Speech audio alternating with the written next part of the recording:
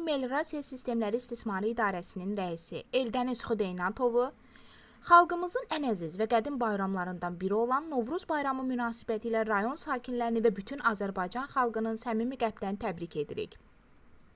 Novruz bayramı baharın gəlişini, təbiətin oyanışını, yenilənməni və ümidlərin təzələnməsini simvolizə edən müqəddəs bayramlardan biridir.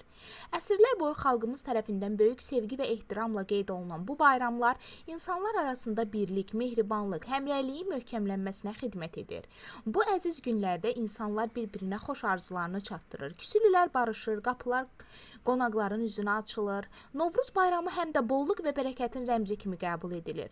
Torpağın oyanması, təbiətin yenidən canlanması insanların qəlbində yeni ümidlər yaradır.